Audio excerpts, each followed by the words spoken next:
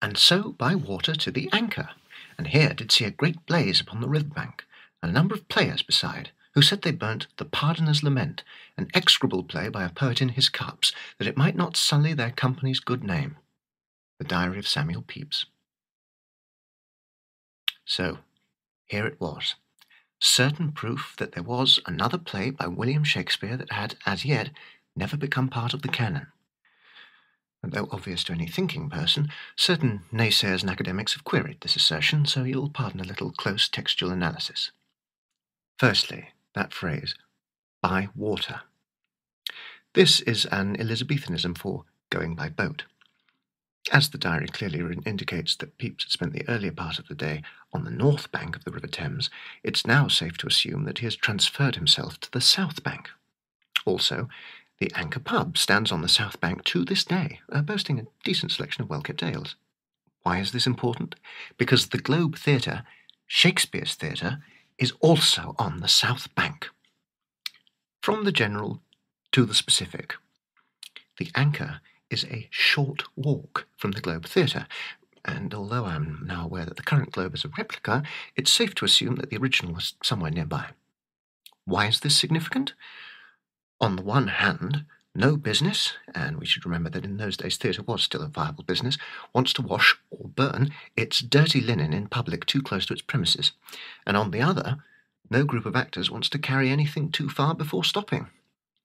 Having conducted experiments with my students, I've discovered that the furthest they can be bothered to carry a script before burning it is approximately 1,250 feet, almost the exact distance from the modern Globe to the Anchor pub. So, we've established beyond reasonable doubt that this play came from the Globe, but how can we be sure that it's Shakespeare? Again, we start with the general, his theatre company.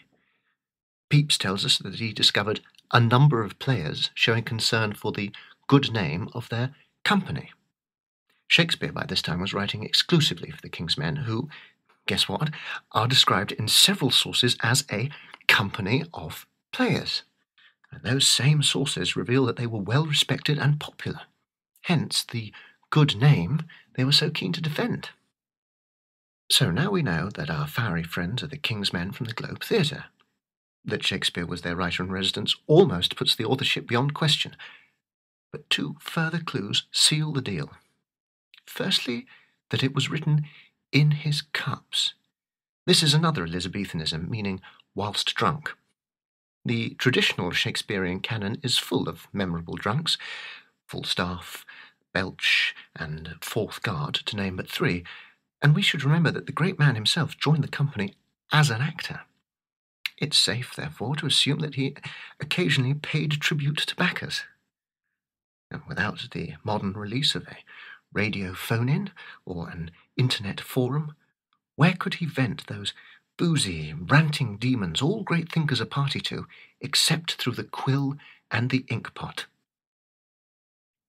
Finally, we come to the crucial word poet, which, unlike playwright or author, is an exact synonym for that magical title, bard. Case closed.